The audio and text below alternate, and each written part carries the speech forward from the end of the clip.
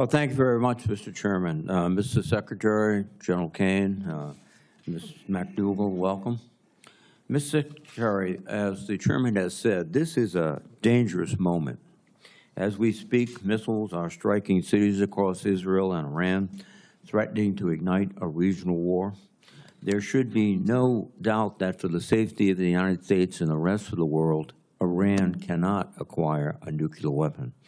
However, Prime Minister Netanyahu's decision to preemptively launch a war with Iran against the urging of the President threatens the stability of the entire region and the safety of Americans stationed there. The Trump administration must take urgent steps to prevent a wider war. Mr. Secretary, I would ask you to be crystal clear this morning about the administration's posture toward Iran. More broadly, Russia continues its bloody assault on Ukraine, unmoved by President Trump's negotiating tactics, and China is threatening our allies in the Indo-Pacific as America once again redirects its attention to the Middle East. This is a moment that requires leadership, expertise, and confidence from the Department of Defense. And, Mr. Secretary, I am concerned, frankly, that these qualities have been eroded under your leadership. In your opening statement, you write, quote, "At the Department of Defense, we are sweeping away distractions to focus on our core mission of warfighting," close quote. I'm a bit skeptical. Since you were sworn in, much of the Pentagon has been in disarray. You have purged thousands of defense experts, gutted oversight offices, and surrounded yourself with hand-picked loyalists. You have fired a number of our most accomplished generals and admirals with no explanation nor replacement. Your chief of staff, several top policy advisors, and chief spokesmen have all either resigned or been fired. This is a legitimate problem for our national defense. Much of the Pentagon seems to have been paralyzed by infighting and stripped of expert staff at a time when we need stability and professionalism. Mr. Secretary, you must address this so the rest of the department can be laser-focused on their missions. I'm also concerned about your forays into diplomacy. The Secretary must be a capable statesman, especially in this dangerous global environment. During your first official trip to Europe, you made unfortunate mistakes, including by accidentally conceding America's negotiating leverage to Russia when you announced, quote, we must start by recognizing that returning to Ukraine's 2014 borders is an unrealistic objective, and, quote, the United States does not believe that NATO membership for Ukraine is a realistic outcome of a negotiated settlement. The State Department walked back your comments, but I worry that they cost us lasting credibility during peace negotiations and with our European allies. And, Mr. Secretary, I hope you've learned from these episodes.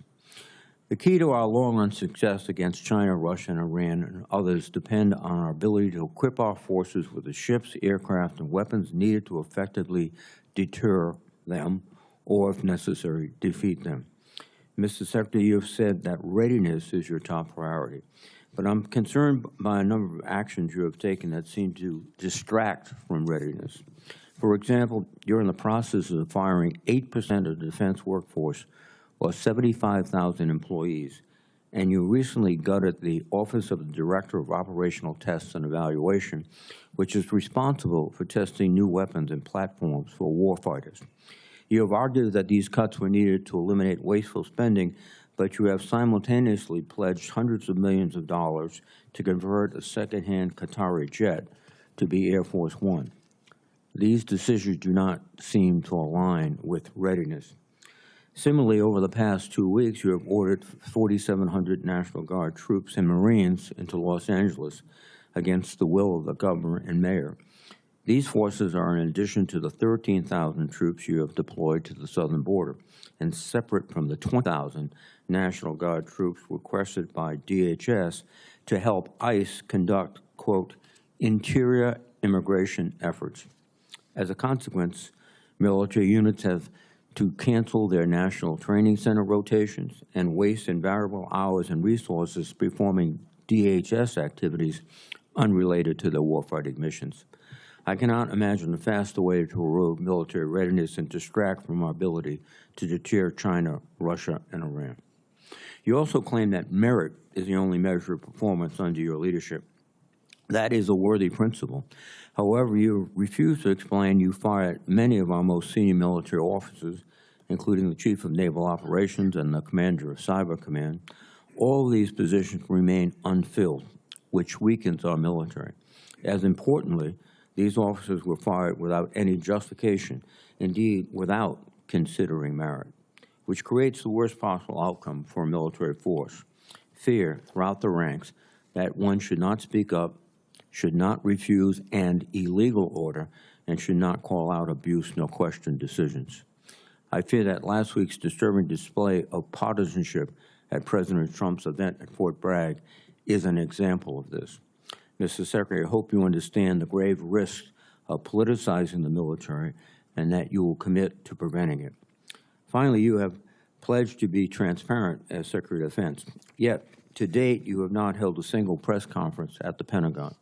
Instead, you have evicted news outlets from the building, overwhelmingly restricted press access, and searched for leaks within your own staff, even threatening general officers with polygraph tests. This is not transparency, and it is a disservice to the American people who deserve to know what their military is doing. Ultimately, Mr. Secretary, this is a dangerous moment, and you must better demonstrate leadership, expertise, and competence atop the Pentagon. You are the 9th Secretary of Defense I have overseen as a member of this committee. In fact, this is the 26th time I have questioned the Secretary of Defense during their annual posture hearing. I have disagreed with each and every one of them on issues of policy and strategy, some more frequently than others, but I've always been able to work with them openly and earnestly because we shared a common agreement that our national defense supersedes partisanship. It's disappointing so far that we have not been able to establish such a relationship with this committee and with your department.